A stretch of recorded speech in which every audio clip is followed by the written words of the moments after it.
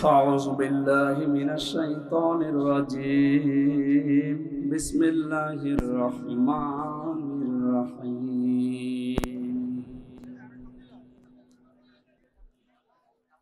وضرب الله مثلا قرية كانت آمنة مطمئنة يأتيها رزقها رغدا من كل مكان فكفرت بأنعم الله فذاقها الله لباس الجوع والخوف بما كانوا يصنعون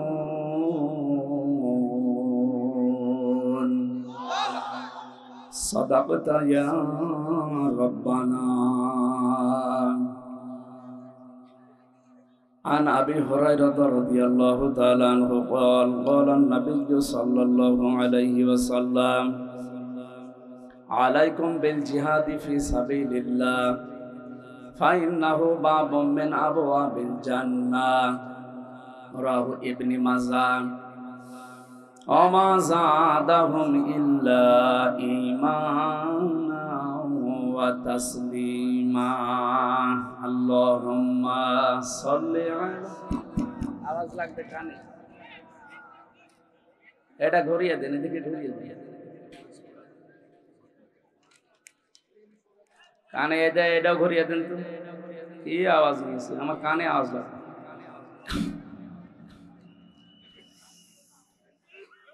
ঝিনাইদহ জেলার মহেশপুর থানার অন্তর্গত জলিলপুর মাদ্রাসা সংলগ্ন খেলার মাঠে ঐতিহাসিক তাফসীরুল কোরআন মাহফিলের স্বনামধন্য সভাপতি সাবেক উপজেলা চেয়ারম্যান অধ্যক্ষ জলিলপুর আলিম মাদ্রাসা মহেশপুর ঝিনাইদহ ইসলামিক চিন্তাবিদ শিক্ষাবিদ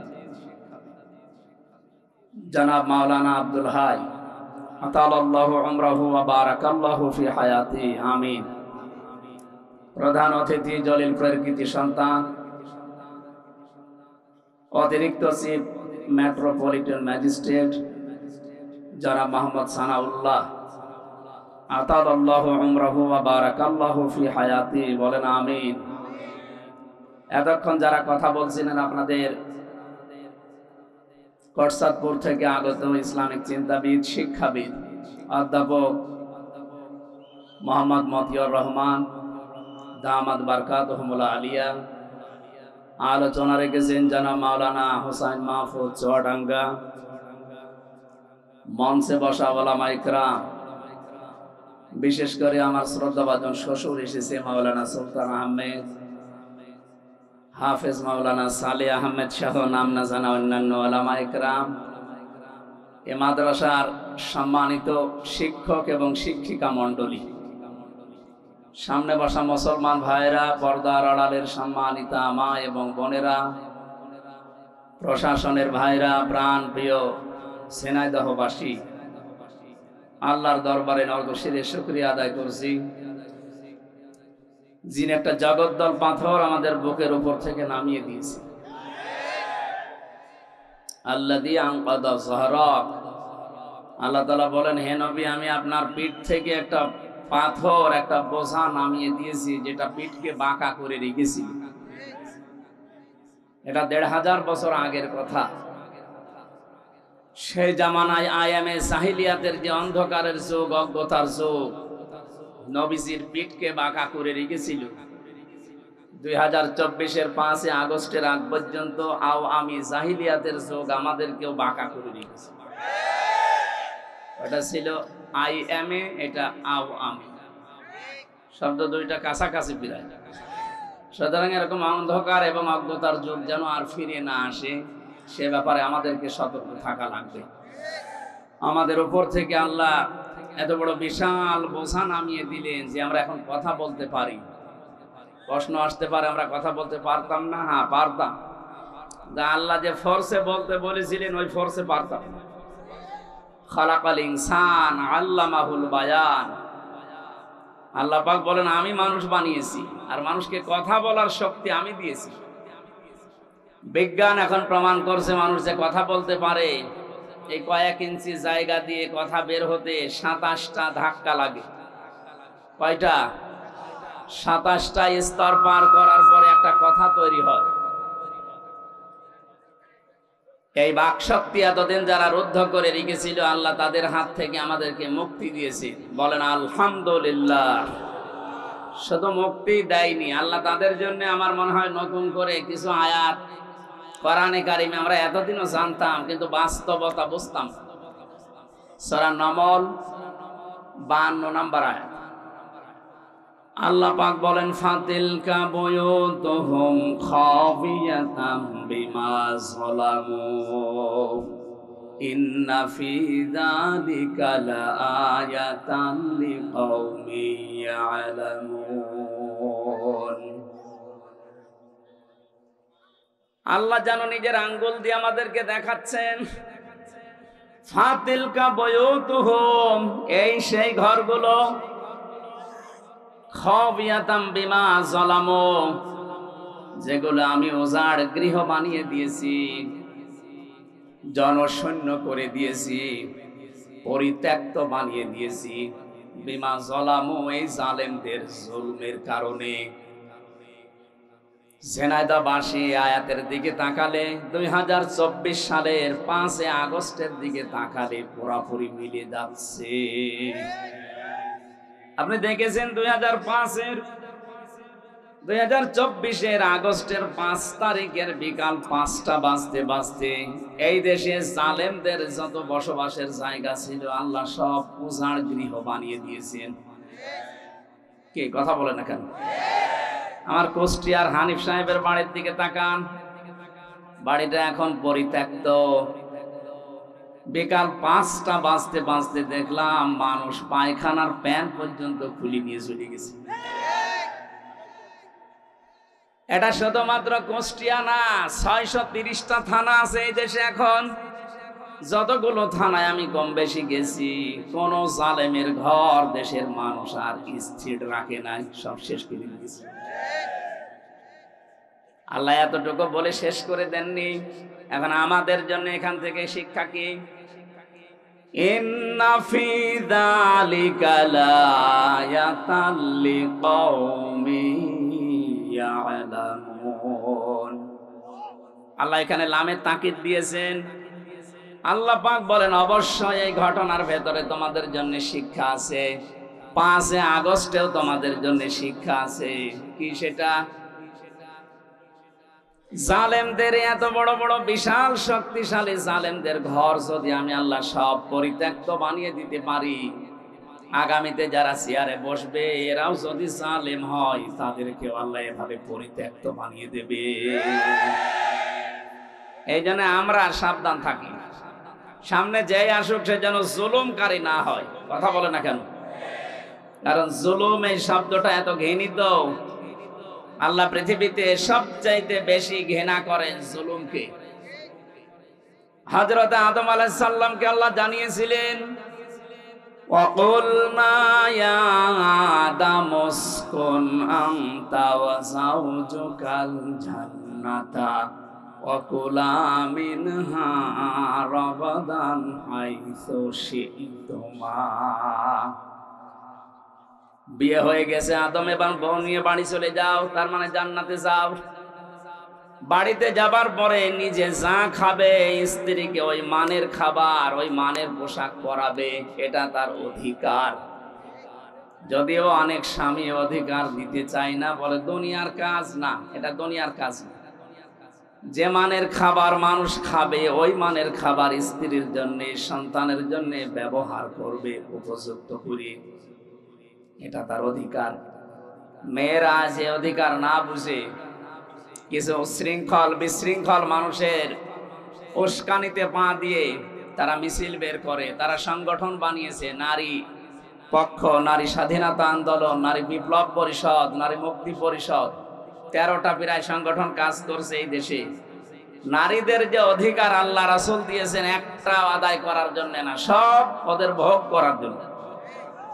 এই জন্য মেয়েদের যে অধিকার আল্লাহ কোরআনে দিয়েছেন, ওরা যদি জানতো আমার মনে হয় এই অধিকার আদায়ের জন্য ওরা রাস্তায় নামবে। সম্মানিত মা বোনেরা, যদিও ইসলাম বিরোধী যারা, ইসলামের দুশমন যারা আপনাদেরকে উল্টাপাল্টা বোঝায়, বাস্তবতা এইটা, ইসলাম সবচাইতে বেশি অধিকার আপনাকে দিয়েছেন পরিবার থেকে। আদম নবীকে আল্লাহ জানিয়েছেন স্ত্রী বাড়িতে নিয়ে যেয়ে ঘরের ভেতরে একেবারে ঘর বন্দি করে রেখে দেবে, বস্তা বন্দি করে না, এইটা বলি নাই।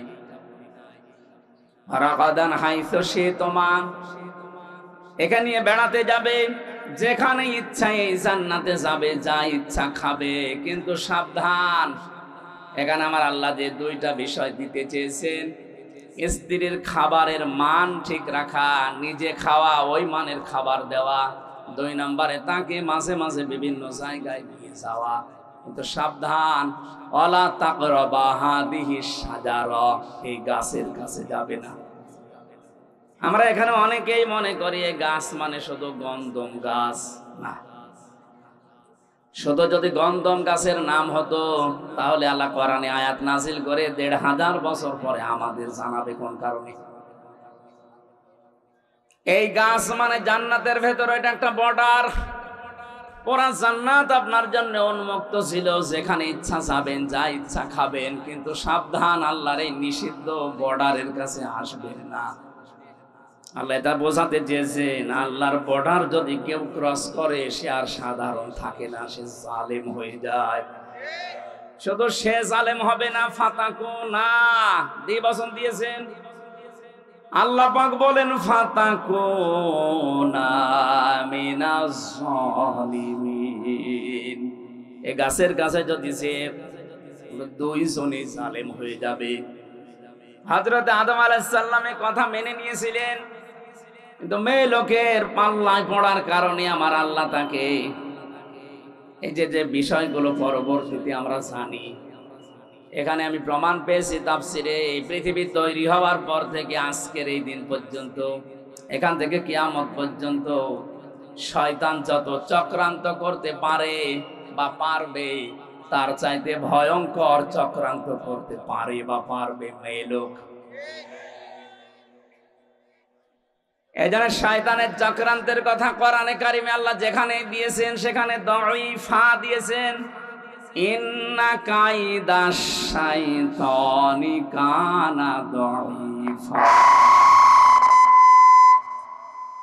আল্লাহ পাক বলেন সূরা নিসার ৭৬ নম্বর আয়াতের শেষের দিকে আছে, রব্বুল আলামিন বলেন, জেনে রেখো অবশ্যই শয়তানের যত চক্রান্ত আছে সবগুলো একেবারে দুর্বল। একেবারেই, আরো জোরে বলেন একেবারেই। সিস্টেম অপর পৃষ্ঠায় দেখুন, আল্লাহ পাক যেখানে মেয়ে লোকের কথা দিয়েছেন চক্রান্তের ব্যাপারে, সেখানে দাঈফা দেয়নি। ইন্না কাইদাকুন্না আযীম। সূরা ইউসুফের 28 নম্বর আয়াতের শেষের দিকে আল্লাহ জানিয়েছেন শয়তানের চক্রান্ত দুর্বল, কিন্তু মেয়েদের চক্রান্ত ভয়ঙ্কর। এই আয়াতটা যার জন্য আল্লাহ নাযিল করেছিলেন তার নাম জুলাইখা। যদিও আল্লাহ জুলাইখার নাম এখানে দেননি, কোরআনে কারিমের ভেতরে যেই মেয়ে লোকের নাম আল্লাহ দিয়েছেন সেই মেয়ে লোকের দেখবেন স্বামী নেই। যেমন হযরতে মরিয়ম, স্বামী আছে? কথা বলে না কেন? কিন্তু যতগুলো মেয়ে লোকের নাম ইনডাইরেক্ট আছে, ওই প্রত্যেকটি মেয়ে লোকের স্বামী আছে। তাফসীরে মুফাসসির বোঝাতে চেয়েছেন, পৃথিবীর মেয়েরা, দুনিয়ায় যদি কেউ তোমার না থাকে, স্বামী যদি মাথার উপরে থাকে, বুঝবে দুনিয়াটা আছে। স্বামী যাদের মাথার উপরে নেই, সারা পৃথিবী তোমার আন্ডারে থাকলেও বুঝবে তোমার কেউ নেই। উপরে ছাদ না থাকলে ঘরে থাকা যায়। আরো জোরে বলেন, স্বামী কি আপনি বোঝেন? স্বামী যে কি জিনিস, কোথায় রাখা দরকার আপনি জানেন। নবীজি মাঝে মাঝে বলতেন, মেয়েরা, আল্লাহ বাদে সেজদা দেওয়া জায়েজ নেই। আল্লাহ পাক বাদে যদি সেজদা দেওয়া জায়েজ থাকতো, মেয়েদের কানের কাছে মুখ নিয়ে বলতাম, মেয়েরা যা করো স্বামীর পায়ে সেজদা করো। কোথায় তাদের মর্যাদা আপনি টের পাননি। আজ যারা স্বামীকে বাদ দিয়ে অন্য জায়গায় উল্টাপাল্টা কাজ করে বেড়াচ্ছেন, আপনি জেনে নেন, আপনি বুঝে নেন, বিশ্বাস করেন আপনি জাহান্নামী। প্রশ্ন আসতে পারে আমার স্বামী চরিত্র ভালো না, ও একটু খারাপ, এই কারণে আমি লাইন করেছি। আপনার স্বামী কি ফেরাউনের চাইতেও খারাপ? এক কথা বলে না কেন? আপনার স্বামী যত খারাপ হোক এই পৃথিবীতে ফেরাউন মার্কা স্বামী তো না। শুধু আল্লাহর উপরে ঈমান আনার কারণে তার নিজের স্ত্রীর হাতের ভেতরে ব্রেক লাগিয়েছে, পায়ের ভেতরে শলাকা লাগিয়েছে, কপালের ভেতরে ব্রেক লাগিয়ে মাথার উপরে গরম তেল ঢেলে দিয়েছে। আপনার স্বামী কি এই করেছে আপনি বলতে পারবেন? না, দুই একটা একটু চড় থাপ্পড় দিতে পারে।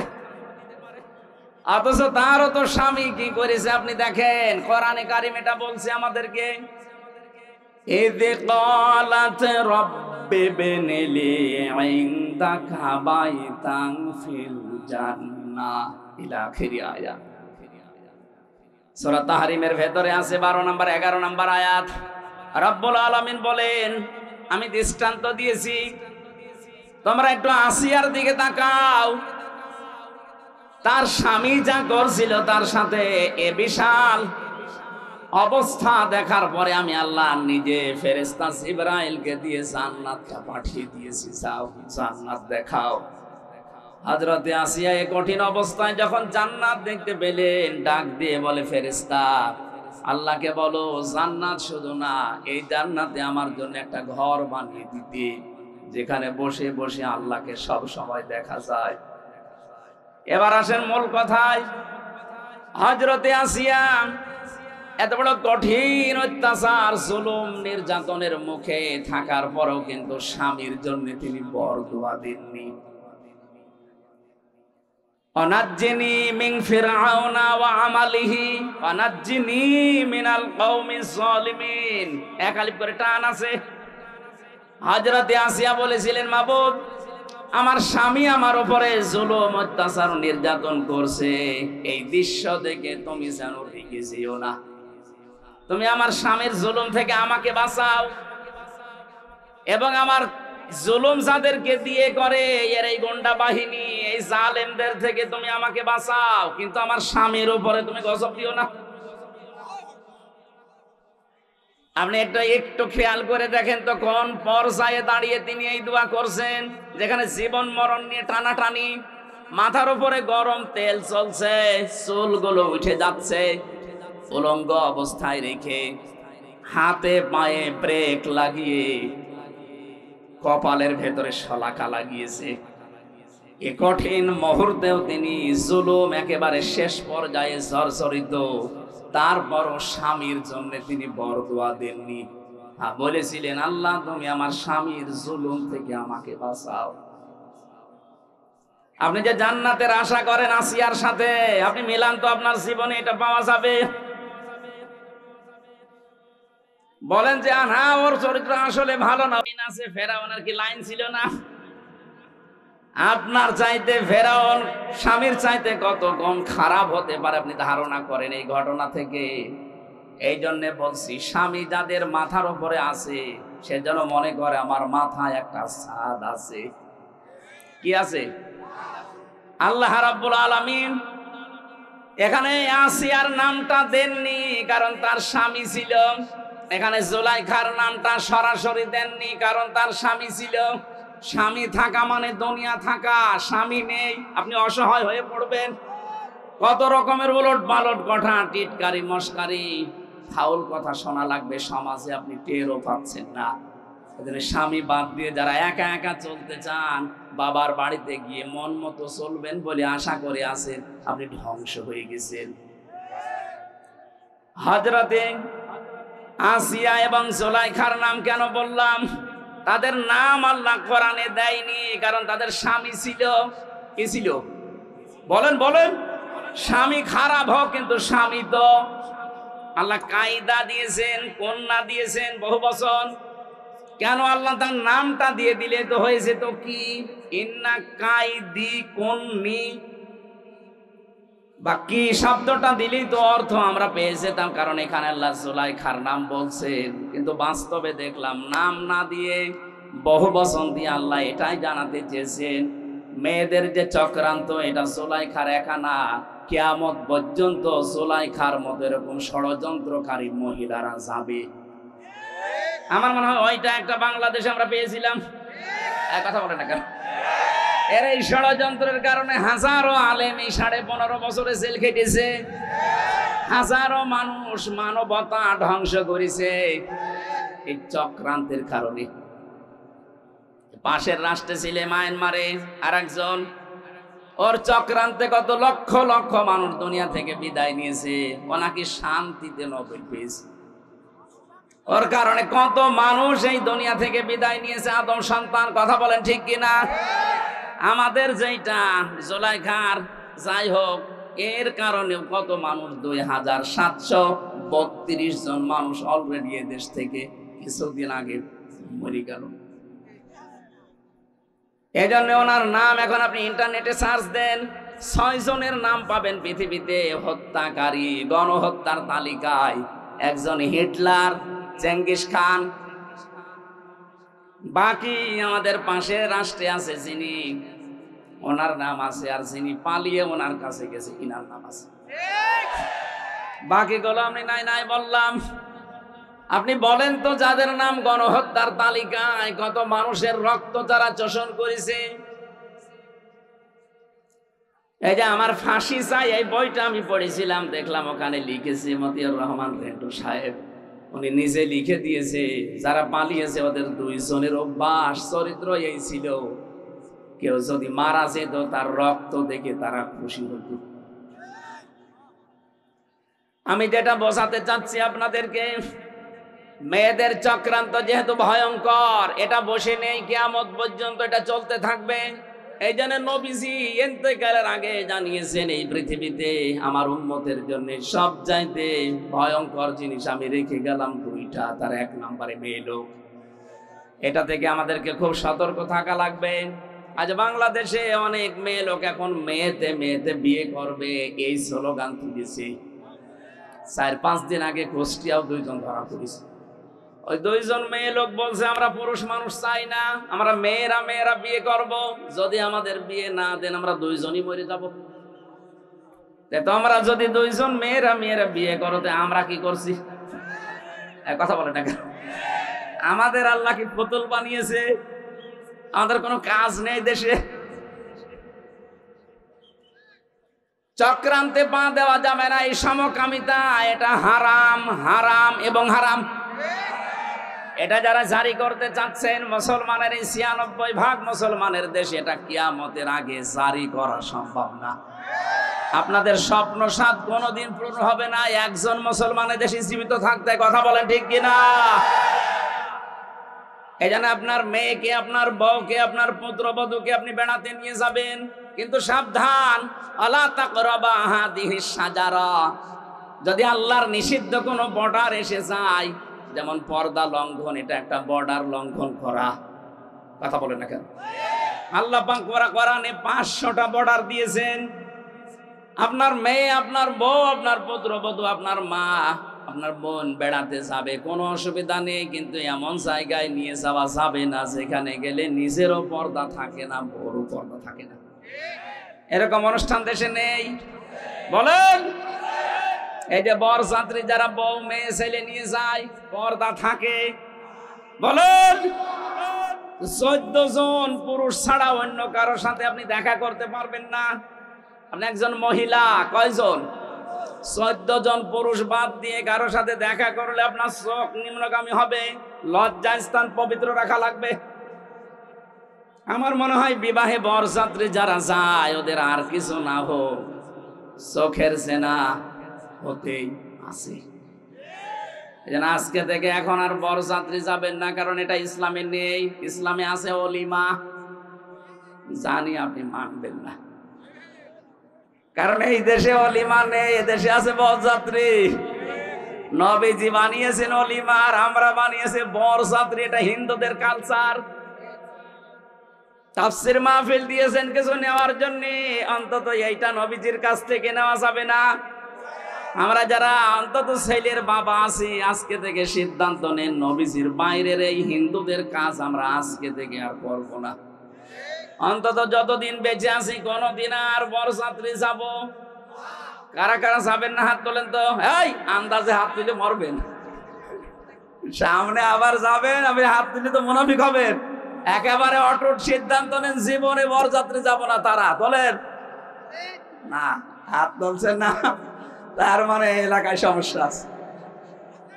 হ্যাঁ সমস্যা আছে, থাক আপনার মানার দরকার নেই ভাই, আমার ওয়াজ করার দরকার করে যায়, আপনি শোনার দরকার শুনবেন। কি আশ্চর্য গো। অলিমা করবেন, কারা কারা অলিমায় যাবেন হাত তোলেন তো। হ্যাঁ বোঝা গেছে, খাওয়া যেখানে আমরা সেখানে। ইসলাম এই দেশে আমরা এমন ভাবে মানছি যে ইসলামে খাওয়া আছে সেখানে আমরা আছি, খাওয়া নেই সে যত বড় ইসলাম হোক ওখানে আমরা নেই। কথা বলে না কেন? আপনি ইসলামের নিয়ম নীতিগুলো দেখেন, এদেশে যা পালন হয়, মানুষ মরে গেলে খাওয়া, মানুষ জন্ম নিলেও মুসলমানই দেয়, এরপরে খাওয়া, জন্মের দিনও খাওয়া, সবে বরাতে খাওয়া, সবে মেরাজে খাওয়া, সবে কদরে খাওয়া, দই রোজায়, দই ঈদে খাওয়া, কেউ দাওয়াত দিলে সে যে অনুষ্ঠানেই হোক শুধু খাওয়া। বলেন খাওয়া ছাড়া এবাদত দেশে কি আছে? যেটা এবাদত সেটা কিন্তু নেই। কি সেটা কি আমরা আজকের আয়াত দিয়ে প্রমাণ করব ইনশাআল্লাহ। তাহলে আদম আলাইহিস সালামকে আল্লাহ বর্ডার দিয়েছিলেন, বর্ডার পার হলে আপনি জালেম হয়ে যাবেন। আমাদের সামনে সে বর্ডার আছে না বর্ডার উঠে গেছে? আরো জোরে বলেন। এজন্য আমরা এই 500 বর্ডার দুনিয়ায় দেওয়া আছে, বর্ডারের কাছে পর্যন্ত যেতে পারেন, বর্ডার যেন পার না হয়, ক্রস না হয়। বর্ডার ক্রস হলে আপনি জালেম হয়ে উঠবেন, যেহেতু আল্লাহর কাছে সবচাইতে ঘৃণিত জালেম কারা? আরো জোরে বলেন। এজন্য আগামীতে যারাই আসবেন এই লামে তাকিদ দিয়ে আমি এইটাই বোঝাতে চাচ্ছিলাম এতক্ষণ, আমি যাই করি অন্তত যেন জালেম হয়ে না যায়। অনেকে তো এখনো আন্টি শান্টি বসে বসে আছে, আর একটু পাইছি আর দেখেন কি করি। না, জুলুম করা যাবে না, তাহলে আপনার বাড়ি ঘরও এরকম পরিত্যক্ত হয়ে যাবে হানিফের মতো। এ জেলায় হয়েছে কিনা আমি জানি না, আমার মনে হয় সব গড়িয়ে দিয়েছেন আপনারা, কারণ জালেমদের ওগুলো চিহ্ন রাখে না। আল্লাহ নিজে ফাকতি আদাবিরুল কওমিল্লাযিনা যালামু, জালেমদের গোড়া কেটে দেয় কে? আরো জোরে বলেন। আমি আবার বলছি, যাই করি এই উম্মত যেন জালেম হয়ে না যায়। যদি জুলুম করে ফেলেন তামাম দুনিয়া আমাদের পক্ষে থাকলেও আল্লাহ বিপক্ষে চলে যাবে। আর যদি আমরা জালেম না হয়ে যদি মাজলুম হতে পারি, এতদিন যা মাজলুম অবস্থায় ছিলাম, সারা পৃথিবীতে এখন সবচাইতে বেশি মাজলুম জাতি আমরা মুসলিমরা। যারা মানবাধিকারের কথা বলে আমাদের পাশের এই দাদা বাবুরা, সবচাইতে বেশি মানবাধিকার লঙ্ঘন হয় তাদের দেশে। আপনি দেখেন ওরা আমাদেরকে এই কথা জানায় যে আমাদের দেশে সংখ্যালঘু নির্যাতন হয়, এটা মিথ্যা কথা। ইসকনের বিরুদ্ধে যেটা হয়েছে এটারা হিন্দু না, এটা হিন্দু কিসের? ইসকন হিন্দুদের সংগঠন নয়।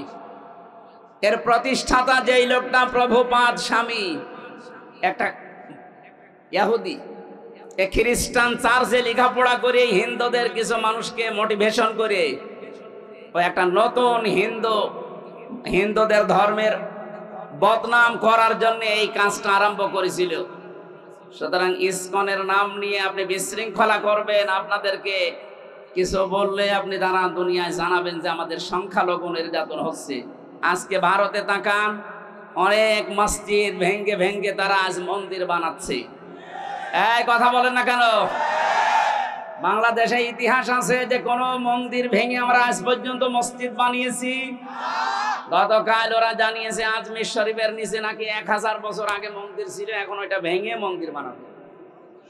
এই ভুয়া কথা তুলে যদি আজমির শরীফে হাত দিতে চান, বাংলাদেশের ঢাকার ইসকন মন্দির যেটা স্বামীবাগে, এখন যদি বলি যে এটা 500 বছর আগে এখানে মসজিদ ছিল, এখন নেন ঠেলা। আর জালেমরা যখন কারাগারে যায়, জালেমরা যখন আদালতে ওঠে, তখন আমার মাঝে মাঝে মনে হয় দেখ কেমন লাগে। আমাদের যখন নিয়ে যেত আদালতে মাজায় দড়ি দিয়ে, ওরা ফিসাফিসি করতো, এর কাছে ও বলতো দেখ কেমন লাগে। এখন আপনাদের এই দৃশ্য দেখে তো আমার মনে হচ্ছে দেখ কেমন লাগে। আজমির শরীফে হার দেবেন দেন, আল্লাহর ঘর মসজিদ গুলো ভাঙছেন ভাঙেন, 2-3 বছর পরে দেখবেন সারা পৃথিবীর যেখানে হিন্দু আছে তখন বলা হবে যে এখানে 1000 বছর আগে আমাদের মসজিদ ছিল, কি করবেন তখন? আপনাদের সংখ্যায় তো বেশি না, তামাম দুনিয়ায় সবচাইতে বেশি খ্রিস্টান ধর্মের মানুষ, এরপরে আমরা। এক কথা বলে না কেন? খ্রিস্টান 250 কোটি আর আমরা 200 কোটি, হিন্দু আছে 130 কোটি। এক একজন যদি এক একজনকে আপনি ভাগ করে দিন তাও তো পারবেন না। সুতরাং যে ষড়যন্ত্র আরম্ভ করেছেন এটা থামান। ইউনূস সাহেবের এক কথায় আপনার সব উল্টাপাল্টা হয়ে গেছে, তাও তো কিছু করে নাই। ইউনূস সাহেব যদি যা বলেছিল ওইটা করতো, এতক্ষণ পর্যন্ত ভারত এই 7 সিস্টার সব ভেঙে গুড়িয়েছিল। ওনাকে দুর্বল মনে করবেন না, ওনার পেছনে যা আছে আপনি টের পাচ্ছেন না। আজকে সকালবেলা আমি 45 মিনিট দেখেছিলাম ওদের টক শো গুলো, পাগল হয়ে গেছে। এই জন্য যেটা রেকর্ড হচ্ছে সারা দুনিয়ায় যাবে, এটা শুধু এখানে সীমাবদ্ধ নেই। এই জন্য কথাগুলো বললাম, যারা এই ষড়যন্ত্রে মেতে আছেন, কিছু দালাল মিডিয়া সহ, আপনারা থামবেন। এই হাওয়া দিয়ে উস্কানি দিয়ে মানুষদেরকে বিপদে ফেলে দিয়েন না। হাজারো মানুষ কিন্তু জীবন হারাবে এই উস্কানিতে পা দিলে। আমরা এরকম কোন উস্কানিতে, ফেসবুকের কোন উস্কানিতে পা দেব না ইনশাআল্লাহ।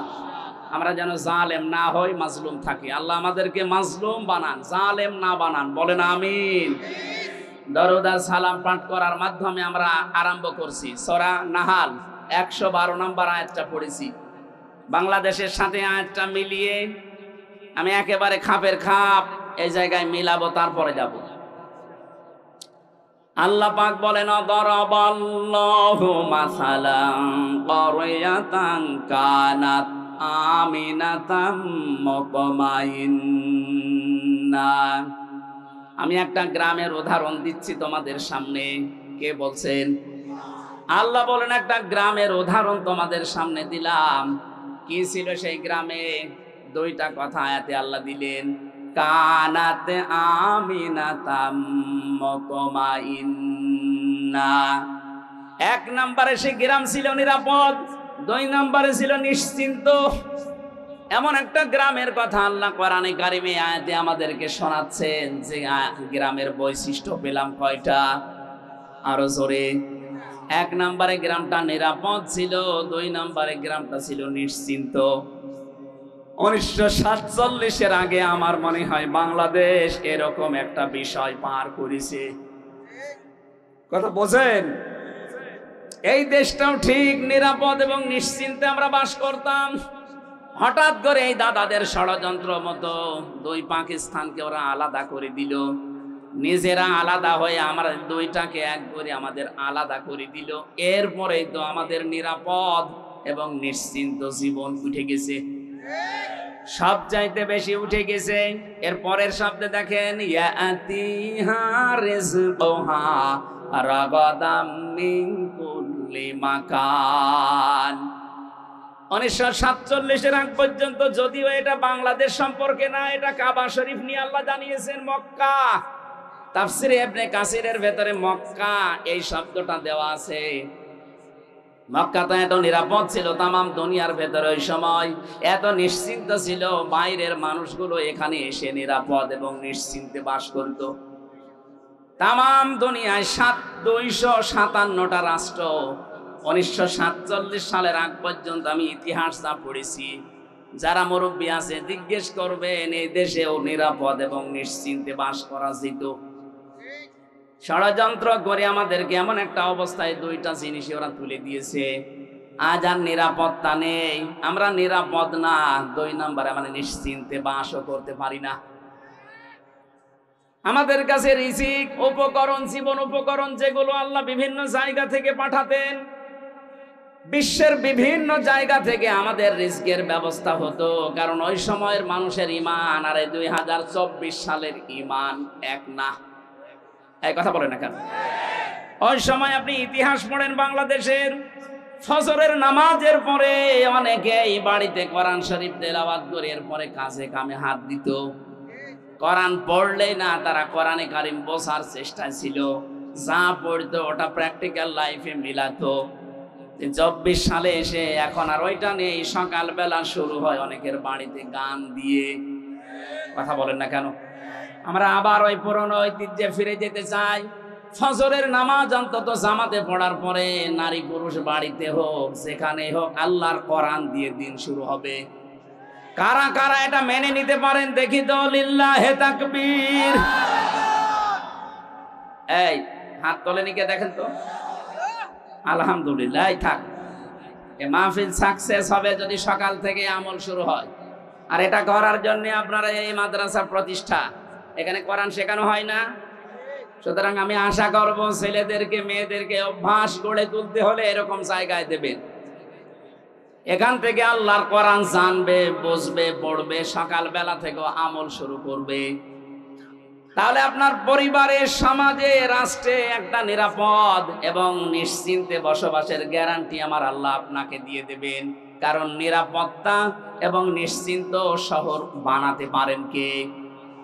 কোরআনে কারিমে আল্লাহ জানিয়েছেন, ওয়ামান দাখালাহু কানা আমিনা। এই ভালো করে খেয়াল করে, ওয়ামান দাখালাহু কানা আমিনা। আল্লাহ পাক বলেন এই যে কাবা শরীফ যেটা, এখানে আসলেই সে নিরাপদ। এখানে আসলে কি কেন? কারণ এই জায়গাটা কন্ট্রোল করছে আল্লাহ ফেরেশতাদেরকে দিয়ে। এই পৃথিবীতে একটাই জায়গা যেখানে তাকিয়ে থাকলে সওয়াব পাওয়া যায়, কাবা শরীফ। যতক্ষণ তাকিয়ে থাকবেন সগীরা গুনাহগুলো আল্লাহ সরিয়ে দেবে, আর একটা একটা করে নেকি লিখতে থাকবে। এখানে এরিয়ার ভেতরে কেউ প্রবেশ করলে সে নিরাপদ পেয়ে যায়, নিরাপত্তা পেয়ে যায়। এটা দেন কে? আরো জোরে বলেন। বাংলাদেশ তো আর কাবা শরীফ না, এই কথা বলেন না কেন? ৬,০০০ কিলোমিটার দূর আমরা কাবা থেকে। ওখানে গেলে যেহেতু নিরাপত্তা পাওয়া যায়, স্বস্তি পাওয়া যায়, শান্তি পাওয়া যায়, ভয় দূর হয়ে যায়। তাহলে আমাদের এই ৫৬,০০০ বর্গ মাইল যদি আমরা নিরাপত্তা দিতে চাই, আল্লাহর কোনো ঔষধ নেই। সূরা আনআম ৮২ নম্বর আয়াত ভালো করে বাড়িতে মিলাবেন। আল্লাহ পাক বলেন, আল্লাযীনা আমানু ওয়া লাম ইয়ালবিসু ঈমানাহুম বিযুলমিন উলাইকা লাহুমুল আমনু ওয়া হুম মুহতাদুন। বলেন আল্লাহু আকবার। আল্লাহ বলেন যারা ঈমান আনে আর ঈমানের সাথে কোনো মানুষ যদি তাদের শিরককে মিশ্রণ না করে, আমি আল্লাহ এই মানুষগুলো, উলাইকা যারা এখানে আলেম আছে, উলাইকা দিয়েছেন আল্লাহ যেন এভাবে ইশারা দিয়ে জানিয়েছেন, উলাইকা এই মহেশপুরের জলিলপুরের এলাকার এই মানুষগুলো লাহুমুল আমনু, এদের জন্য নিরাপত্তা। তাহলে আমরা যদি বাংলাদেশের ৫৬,০০০ বর্গ মাইলকে শান্তি, স্বস্তি, নিরাপত্তা দিয়ে ঢেকে রাখতে চাই, এ দেশ থেকে জুলুম আর শিরিক বিদায় করা লাগবে। কথা বলেন না কেন? এদেশে জুলুম আছে না নেই? শিরিক আছে না নেই? সব চাইতে বড় শিরিক আমার আল্লাহর সাথে এখনো অনেকে করছেন, নাকি এটা বলবো না? আমি আগে আয়াতটা বলি, তারপরে আমার গাড়ি আর দোষ আসবে না। এটা আয়াত নাম্বার ৬৫ নাম্বার, ৬৫ নাম্বার আয়াত। এটা সূরা জুমারের। আগে আয়াতটার দলিল বলি, বাণিজ্যে আপনি মিলাবেন, তারপরে আপনার নিজের উপরে দোষ ফেলবেন, আমার উপরে না। ওয়ালাকাদ উহিয়া ইলাইকা ওয়া ইলাল্লাযীনা মিন ক্বাবলিকা লাইন আশরাকতা লা ইয়াহবাতান্না আমালুকা ওয়া লা তাকুনান্না মিনাল খাসিরিন। আল্লাহ পাক বলেন, অবশ্যই হে নবী আপনার প্রতি আমি ওহী করলাম, আপনার প্রতি আমি ওহী করলাম। এইটা আপনার পূর্বে যারা দুনিয়ায় এসেছিল তাদের প্রতি আমি একই ওহী করেছিলাম। দুনিয়াতে যাই করেন না কেন, লাইন আশরাকতা, আপনিও যদি শিরিক করেন, কে বলছেন? কাকে বলছেন? এই ভালো করে শোনেন, এটা কে বলছেন বলেন তো? কাকে বলছেন? রাসূলুল্লাহ। কাকে?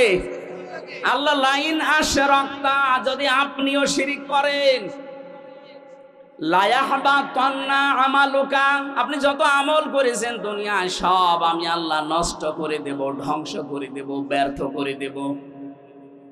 এতটুকু আল্লাহ শেষ করেননি, ওয়ালা তাকুনান্না মিনাল খাসিরিন। লামে তাকিদ নুনে সাকিলা। আল্লাহ বলেন আমি গ্যারান্টি দিয়ে বলছি আপনাকে আমি ক্ষতিগ্রস্তদের ভেতরে ফেলে দেব। নবীকে যদি আল্লাহ বলতে পারে, আমরা কোথাকার কে? এবার আসেন আচ্ছা আমাদের দিকে নিয়ে যায়, এক কথায় জবাব দিচ্ছি। এই এদিকে তাকা, আল্লাহ যেটা পারে ওইটা অন্য কেউ পারে, এই বিশ্বাস করার নাম শিরিক। বিশ্বাস করার নাম, আরো জোরে, শিরিক যে করে সে মুশরিক। কথা বলে না কেন? ইন্নাহু মাইয়ুশরিক বিল্লাহ, যে ব্যক্তি শিরিক করবে, ফাকাদ হারামাল্লাহ, তার জন্য আল্লাহ হারাম করে দিয়েছেন আলাইহিল জান্নাহ, জান্নাতকে, মাওয়াহুন নার, তার স্থান একটা জায়গা আছে, তার নাম আগুন। তার নাম কি? ওমালিজ জালিমিনা মিন আনসার। আল্লাহ বলেন জালেমদেরকে কেউ সাহায্য করছে না, করবে না। বলেন নাউজুবিল্লাহ। এবার আমরা কি নিতে পারি এখান থেকে? আল্লাহ যেটা পারে ওইটা অন্য কেউ পারে, বিশ্বাস করার নাম শিরিক। শিরিক যারা করে তারা, এইবার জোরে বলেন, এ দেশ চালাতে পারে আল্লাহর আইন দিয়ে। আল্লাহ জানিয়েছেন আলা লাহুল খালক ওয়াল আমর, আমি বানিয়েছি এই পৃথিবী, আমার আইন এখানে চলবে। সুতরাং আল্লাহর আইন বাদ দিয়ে মানুষের তৈরি করা আইন যারা প্রতিষ্ঠার জন্য দল করেন, আন্দোলন করেন, মিছিল মিটিং করেন, আপনি শিরিক করছেন। শিরিক করলে আপনি মুশরিক। মুশরিকের জন্য জান্নাত, জাহান্নাম। জাহান্নাম হারাম বলছেন তো? আমি আশা করছি বোঝাতে পেরেছি, এরপরে আর নামা লাগবে না। আর একটা টাচ দেই, আন্নাল কুওয়াতা লিল্লাহি জামিআ, সব ক্ষমতার উৎসকে। আরো জোরে বলেন, যে যারা বলে ক্ষমতার উৎস জনগণ, তারা শিরিক করছে। শিরিক করলে লোকটা মুশরিক হয়ে গেলে লোকটা, আর কি বলা যায় বলেন তো? এরপরেও যদি কোনো মানুষ শিরিক না ছাড়ে, কিয়ামত পর্যন্ত আপনি চেষ্টা করলে এ দেশকে নিরাপত্তা দিতে পারবেন না। আল্লাহ নিজে জানাচ্ছেন যারা ঈমান আনে আর ঈমানের সাথে শিরিক মিশ্রণ না করে, শিরিক মিশ্রণ যারা না করে তাদেরকে আমি নিরাপত্তার দায়িত্বে নিয়ে নিলাম, তারাই নিরাপত্তার হকদার। সুতরাং যত ষড়যন্ত্র বাইরের দেশ থেকে চলছে, যারা করাচ্ছে, এই সবগুলো থেকে মুক্ত হওয়ার জন্য এখন এদের শিরিক মুক্ত করা লাগবে। নিজেরা শিরিক করব না, কেউ করলে করতে দেব না। বলেন, বিশেষ করে আমরা ৯৬% মুসলমানেরা, অন্য জাতি যারা আছে ৪% দ্বারা করে গা, ওদের দ্বারা কিছু হবে না। তা আমরা মুসলমান হয়ে যদি আমরা শিরিক করি, এ দেশ আল্লাহ অস্থিতিশীল বানিয়ে দেবে। কথা বলেন ঠিক কিনা? আল্লাহ পাক পাঠাতাম বিভিন্ন জায়গা থেকে তাদের কাছে, কিন্তু তারা সবচাইতে বড় নাফরমানি করেছিল। ফাকা ফারাতে বিআনউমিল্লাহ, আমি আল্লাহর নিয়ামতকে তারা ঢেকে ফেলেছিল, গোপন করেছিল। এবার আপনি এই 53 বছর মিলান, সূরা ইব্রাহিমের ভেতরে আছে। আল্লাহ রাব্বুল আলামিন বলেন, আলাম তারা ইলাল্লাযীনা বাদদালু নি'মাতাল্লাহি কুফরা ওয়া আহাল্লু কওমাহুম দারাল বাওয়ার জাহান্নামা ইয়াসলাউনাহা ওয়া বিইসাল করার। নবী, আপনি কি ওদের দিকে দেখেননি যে মানুষগুলো আল্লাহর নিয়ামতকে বদল করে ফেলেছিল, পাল্টিয়ে ফেলেছিল? এদেশে আল্লাহর নিয়ামত এই, আমি একটা একটা করে প্রায় 500টা বলতে পারবো এখন। একটা বলছি, পর্দায় থাকা মেয়েদের জন্য এটা নিয়ামত কিনা বলেন তো? বলেন বলেন। মানুষ আমরা যত খারাপ হই, পর্দাওয়ালা মেয়ে লোক দেখলে হয় আপা, নাই খালা, নাই মা বলে ডাকে। কথা বলে না কেন?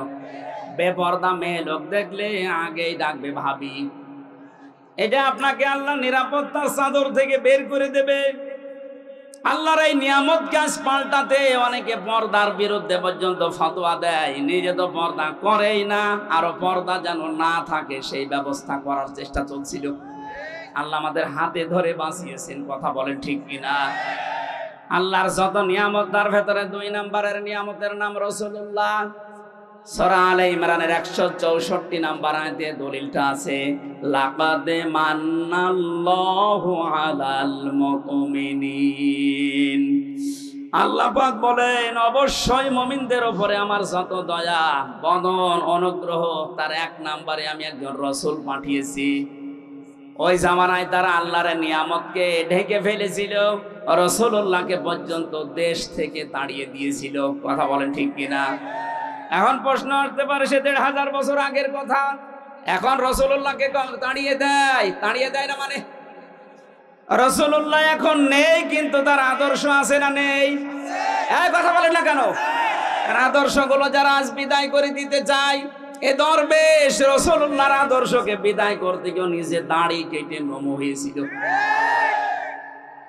জিজ্ঞাসা করছে, আপনি দাড়ি কেটে ফেললেন, আপনি একটা নাফরমান, গালি দিবা না? দাড়ি কাট রাখা সুন্নত, আর জান বাঁচানো।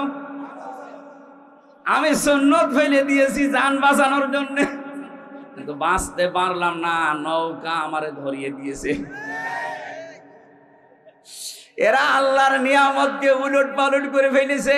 ওয়াহাল্লু কওমাহুম দারাল বাওয়ার, ওরা জাহান্নামের দিকে জাতিকে পরিচালিত করেছে মূর্তি পূজার মাধ্যমে, বাবা পূজার মাধ্যমে।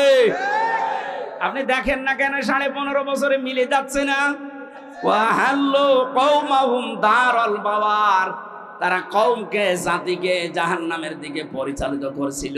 ইয়াসলাউনাহা, সেখানে তারা থাকবে চিরকাল। বিসাল করার, কত নিকৃষ্ট জায়গা সেটা। জালেমদের পরিণতি এখন দেখেন প্রায় জাহান্নাম হয়ে গেছে। আরো জোরে বলেন, আগামীতে কেউ যদি জুলুম করে তাদের পরিণতি আল্লাহ ঠিক এইটাই করবে। এজন্য শেষে দিয়েছেন ওয়াবিসাল করার। আমি যেটা বলছিলাম, নিয়ামত বেজারা শুকরিয়া আদায় করে না, এই মানুষগুলোকে আল্লাহ 2টা আযাব দিয়ে পোশাক পরিয়ে দেন। ফাদাকাহাল্লাহু লিবাসাল জুই ওয়াল খাউফ। 1 নম্বরে আল্লাহ আস্বাদন করান, মজা চাকান। এত নিয়ামত দেওয়ার পর যখন মানুষ মানে না, তার 1 নাম্বার শাস্তি হিসাবে আল্লাহ ক্ষুধা দেয়, 2 নম্বরে ভয় দেয়। বিমা কানু ইয়াসনাউন, কারণ তারা যা করেছে এর প্রতিদান এইটা।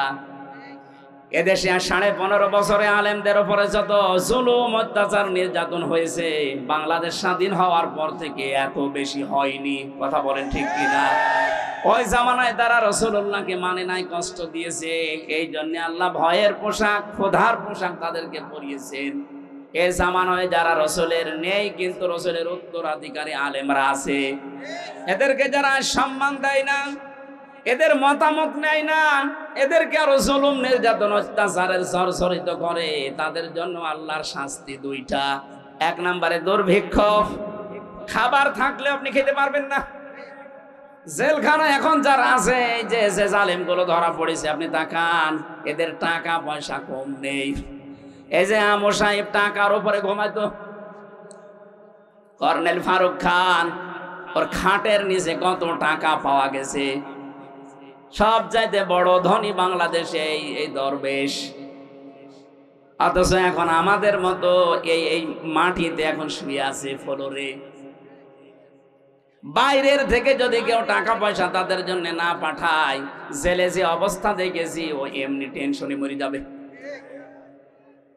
আল্লাহ রাব্বুল আলামিন জানিয়েছেন এইটাই, যে যারা আমার নিয়ামত পাওয়ার পরে শুকরিয়া আদায় করে না, এই মানুষগুলোর জন্য আমি আল্লাহ 1 নম্বরে ক্ষুধা, অভাব, দুর্ভিক্ষ, 2 নম্বরে ভয়, এটা আমি ঢুকিয়ে দেই, জাতির সামনে যেন এইটা না আসে। এবার আসেন আয়াতের তাফসিরে প্রবেশ করছি, ঐতিহাসিক প্রেক্ষাপট। নবীজি বলেন, আমি যখন জিবরাইলের সাথে উপরে যাচ্ছিলাম আল্লাহর সাথে দেখা করার জন্য মেরাজে, আকাশে ওঠার সময় দেখলাম কিছু মানুষ, কিছু পিপিলিকা উপরে উঠতেছে, কালো কালো, আবার কালো কালো পিপিলিকা নামতেছে। জিজ্ঞাসা করলাম আখে জিবরাইল, হে ভাই জিবরাইল, কালো কালো কি ওঠে, কালো কালো কি নামে? ফেরেশতা বলে, হে নবী, আপনার উম্মতের আছে অপরাধ করে, গুনাহ করে, পাপ করে, পাপগুলো কালো পিপিলিকা হয়ে উপরে যাচ্ছে। আর ওই যে নামতেছে ছোট ছোট পিপিলিকা, আল্লাহ পাক এই পাপের কারণে দুনিয়ায় যে আযাব গজব গুলো পাঠাবে ওইগুলো পিপিলিকা আকারে যাচ্ছে। এই আয়াত থেকে প্রমাণ হয় দুনিয়াতে আমরা যা করি এই গুনাহর কারণে আল্লাহ আমাদের জন্য শাস্তি নির্ধারণ করে পাঠায়। এজন্য এমন কোন অপরাধ গুনার কাছে নিজেদেরকে জড়াবো না যে গুনার কারণে আল্লাহ আমার উপরে আবার গজব নাযিল করে। কথা বলেন ঠিক কিনা? সবচাইতে বেশি গজব নাযিল হয় মানুষের এই অশ্লীলতার কারণে। এটা এখন আমাদের হাতের ভেতরে শুয়ে গেছে। ইন্ডিয়ায় যে প্রণব করা পত্রিকা আকাশ সংস্কৃতির নামে মোবাইল, কম্পিউটার, টেলিভিশন আকাশ সংস্কৃতিতে যেগুলো পাঠাচ্ছে, এর দ্বারা সবচাইতে বেশি ক্ষতি হচ্ছে মানুষের চরিত্রের। আরো জোরে বলে, আমরা গোপনে যে গোনাগুলো আজ করছি, এই গোপন গোনার কারণে আল্লাহ কিন্তু শাস্তি পাঠাবে। আপনি দলিল হিসাবে সূরা রুমের 41 নাম্বার আয়াতটা দেখতে পারেন। যাহারাল ফাসাদু ফিল বাররি ওয়াল বাহার বিমা কাসাবাত আইদিন নাস। আল্লাহ বলেন, জলে স্থলে যে বিপদ আপদগুলো দেখতে পাও, বিশৃঙ্খলা, একটাও আমি পাঠাই না, এগুলো সব তোমাদের হাতের কামাই করা ফসল। সুতরাং আমরা গুনাহ করলে আমাদের কপাল নষ্ট হবে। কথা বলেন ঠিক কিনা? গুনাহর কারণে মানুষের ভাগ্য নষ্ট হয়, সে গোপনে বলেন আর প্রকাশ্যে বলেন। এই 15.5 বছরে তো প্রকাশ্যে জুলুম চলেছে, এখনো পর্যন্ত অনেকের জুলুম থেমে নেই, গোপনে চালাচ্ছে। এই কথা বলে না কেন? কত মানুষ এখনো পর্যন্ত বাজার ঘাট, এমনকি বিভিন্ন জিনিস দখল করার মাধ্যমে মানুষের উপরে জুলুম চলছে। এটা বন্ধ করা দরকার। কারণ এই জুলুমের কারণে যে গজব আসবে, আপনি একা মরবেন না, আমারে নিয়ে মারবেন। 2 তলা নৌকা চলছিল, উপর তলায় আমরা মনে করেন 50 জন আছি, নিচ তলায় আছে 50 জন। পানি নেওয়ার জন্য সবসময় উপরে আসা লাগে। আমরা উপরে যারা আছি যদি বলি বের ডিস্টার্ব করেন কেন, নিচে তো পানি আছে, একটা তক্তা খুলে নিলেই তো হয়। ওরা বলছে ঠিক আছে আর আসবো না, নিচে যে রাগ করে একটা তক্তা খুলতেছে। ওপরে আমরা যারা আল্লাহর ওলি মার্কা মানুষ বসে আছি, যদি বলি যে যা করছে করুক গা, লা ইলাহা ইল্লাল্লাহ, বাঁচতে পারবেন? বলেন বলেন। আপনাকে বাধা দেওয়া লাগবে, নিচে যে তক্তা খুলতেছে যদি বাধা না মানে মারা লাগবে, না মায়ে যদি না মেরে ফেলা লাগবে, কারণ আমাকে বাঁচা লাগবে। কথা বলেন ঠিক কিনা? ও যদি জোর করে তক্তা খোলে নিচে ডুববে না, আমারে নিয়ে ডুবাবে। এখানে যদি কাবা শরীফের ইমামও থাকে সেও ডুববে। এজন্য আমরা চাই, জুলুমের কারণে দেশটা গোল্লায় গেছে, আবার যদি কেউ জুলুম করার চেষ্টা করেন গজব তো আসবে। ওই যে পিপিলিকা হয়ে নামতেছে, এ গজব আসলে শুধু আপনি একা ধ্বংস হবেন না, আমাদেরকেও নিয়ে মারবেন। এজন্য আমাদের বাঁচার তাকিদে হলেও আমাদেরকে বাধা দেওয়া লাগছে। জুলুম করব না, জুলুম করতে দেব না। কথা বলেন ঠিক কিনা? যেখানে যেখানে জুলুম হয়েছে সবগুলো বন্ধ করার দায়িত্ব এদেশের মুসলমানদের এখন। আর সেই সময় কিন্তু এখন আসতেছে, কোন জালেম যেন চেয়ারে বসতে না পারে, জালেমরা যেন ফিরে না আসে। যে জালেমরা পালিয়েছে এখনো পালাবে, ওদের তালিকা করে করে মোড়ে মোড়ে টাঙিয়ে দেবেন। যাদের কারণে আলেমরা এদেশে কথা বলতে পারে নাই, এ মাইক কেড়ে নিয়েছে, কয় আপনি কোথায়, আজকে আসেন, মাইক দিয়ে দিলাম, নেন আসেন, মাইক নেন তো দেখি কেমন সাহস আপনার, আজকে আসেন। কুষ্টিয়াতে যাদের কারণে আমি কোরআনের কথা বলতে পারতাম না, মাঝে মাঝে বলি কই আসেন, কেউ আসে না, সব পালিয়েছে। এখানেও যারা ঢুকতে দেয়নি, এই মহেশপুরে আসার কথা ছিল, আল্লাহর ওলি আসতে দেয়নি। কোথায় আপনি, আসেন, আওয়াজ আপনার বাড়িতে যাচ্ছে আমি জানি, আসেন। আজকে মাইক কেড়ে নেন, মাইক আমি আজকে দিয়ে দিলাম, নেন। মহেশপুরবাসী, মূল কথা এইটা, আমরা যে যে ধরনের অপরাধ করব, এই অপরাধের কারণে কিন্তু এই পৃথিবীতে আযাব আর গজব নাযিল হবে। এজন্য আমরা নিজেদেরকে সংযত থামাবো। কথা বলে ঠিক কিনা? যদি না থামাতে পারেন, এই আয়াতের পরবর্তী যে শব্দগুলো এবার আল্লাহ বলছেন, নাকি শেষ করে দেব? থাকবেন কারা কারা শেষ পর্যন্ত দেখি? হাত তোলেন তো, এই হাত তোলেন, দেখেন তো হাত তোলেনি কে, দেখেন তো। ওই যে একটা লোক হাত তোলেনি, তোলেন, তুলে রাখেন, হাত তুলে রাখেন। ভাই হোসাইন কই? এবার এই মাদ্রাসার মাহফিল, একটা খরচ আছে এদের, এই খরচের জন্য এনাদের যারা যাচ্ছে হাত তুলে রেখেছেন, হাত পকেটে দিয়ে টাকাগুলো দিয়ে যাবে। আমি তো কালেকশন বুঝি না আর জানিও না, তারপরও যতটুকু বললাম নিজের দায়িত্বে। মাদ্রাসা যেহেতু সরকার তো টাকা দিচ্ছে না, এখানে মাদ্রাসার মাহফিল দিয়েছেন এরা নিজেরা। আশা করছে আপনারা কেউ ওনাদেরকে একেবারে ফেরত দেবেন না। যারা যাচ্ছে ভেতরে, কই লোকজন কই আপনার? সাবদারপুর কলেজ ময়দানে রাতের বেলা মাহফিল আছে। সাবদারপুর কলেজ ময়দানের সামনে 18 তারিখে কথা বলবো ওখানে, ফেব্রুয়ারির 18। এদিকে আর এদিকে কোন জায়গায়? যাদবপুর কলেজ ময়দানে আছে, যাদবপুর, মহেশপুর, যাদবপুর। এটা মনে হয় 25 তারিখে ফেব্রুয়ারি কথা বলবো রাতের বেলা। আল্লাহুম্মা আমিন। লা ইলাহা ইল্লা আনতা সুবহানাকা ইন্নী কুনতু মিনাজ জালিমিন।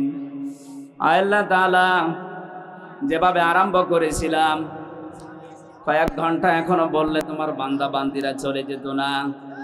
কোরআনে কারীম শোনার জন্য মহেশপুরের মানুষগুলো এত পাগল, এদেরকে তুমি কোরআনের হেদায়েত দিয়ে দাও।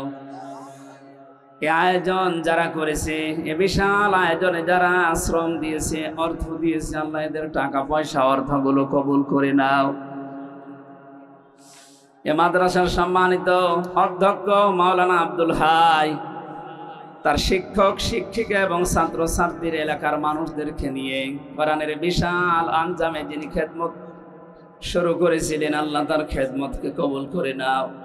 মাহফিলের প্রধান অতিথি আমাদের জনাব সানাউল্লাহ সাহেবকে মঞ্জুর করো। মাওলানা হোসাইন মাহফুজ সহ যত আলেম ওলামা এসেছে, এদেরকে কবুল করো। সম্মানিতা মা বোনেরা পর্দার আড়ালে বসে আছে, খাদিজার মতো, আয়েশার মতো বানিয়ে দাও। আল্লাহ তাআলা, আমি সহ যারা অসুস্থ আছি, আমাদেরকে শেফায়ে কামেলা আজেলা নসিব করো। এলাকায় মাটির নিচে যত মানুষ ঘুমিয়ে আছে, কোরআনের ইজ্জতে মাফ করে দাও। এ মাদ্রাসার যত প্রয়োজন আছে, আল্লাহ তোমার কুদরত থেকে পূরণ করো। আল্লাহুম্মা রাব্বির হামহুমা কামা রাব্বায়ানি সাগীরা। আল্লাহ 56,000 বর্গ মাইল তোমার কোরআনের আলো দিয়ে চলছে, এটা দেখে মরার তৌফিক দিও। যত ষড়যন্ত্র চলছে দেশটা নিয়ে, আল্লাহ তুমি সব ষড়যন্ত্র নস্যাৎ করে দাও। প্রতিবেশী হিসাবে যাদেরকে দিয়েছো, এরা এত নিকৃষ্ট চরিত্রের, এরা নিজেরাও অন্যায় করে অন্যের ওপর এরা চাপিয়ে দেয়। আল্লাহ নিকৃষ্ট প্রতিবেশীদের কবল থেকে তুমি আমাদেরকে বাঁচাও। আল্লাহুম্মা গফিরলি ওয়ারহামনি ওয়াহদিনি ওয়াফিনি ওয়ারযুকনি ইয়া রাব্বাল আলামিন। রাব্বানা আতিনা ফিদ দুনিয়া হাসানা ওয়া ফিল আখিরাতি হাসানা ওয়া কিনা আযাবান নার। আল্লাহ তাআলা দুনিয়ায় শান্তি দাও, আখিরাতে মুক্তি দিও, জাহান্নামের কঠিন আযাব থেকে আমাদেরকে বাঁচাও। আগামীতে কোরআনের প্রচারের জন্য এই মাহফিলটা বিশাল আকারে কবুল করে নিও। মনের ভেতরে যার যে কামনা বাসনা আছে, আমাদের জীবনের জায়েজ আশাগুলো পূর্ণ করে দাও। আল্লাহ তাআলা, দৃষ্টান্ত দিয়েছে তুমি মক্কা শরীফের, কয়েকটা বিষয় আমরা এখান থেকে তুলে এনেছিলাম। নিরাপদ এবং নিশ্চিন্তে বসবাস করা যায় এরকম একটা দেশ তুমি আমাদেরকে উপহার দাও। ক্ষুধা এবং ভয়, এই দুইটা গজব থেকে এই জাতিকে তুমি আল্লাহ বাঁচাও। তোমার কোরআনে কারিমে যে ঘোষণা পেয়েছি, ফালিয়াবুদু রাব্ব হাযাল বাইত আল্লাযী আত'আমাহুম মিন জু' ওয়া আমানাহুম মিন খাউফ। আল্লাহ তাআলা এই আয়াতগুলো মেনে এর বাস্তব চিত্র আমাদের চোখে ধরিয়ে দাও। আমি আবার দোয়া করে দোয়া চাই এই মাদ্রাসার জন্য, কিয়ামত পর্যন্ত দিনের এই মার্কাজটাকে কবুল করো আল্লাহ। যারা লেখাপড়া করছে এখানে, এদের মেধা স্মৃতি খুলে দাও। যারা দায়িত্বে আছে, আল্লাহ তুমি ইখলাসের সাথে পালন করার সুযোগ দাও। আল্লাহুম্মা রাব্বির হামহুমা কামা রাব্বায়ানি সাগীরা। আলহামদুলিল্লাহি রাব্বিল আলামিন। লা ইলাহা ইল্লাল্লাহু মুহাম্মাদুর রাসূলুল্লাহ।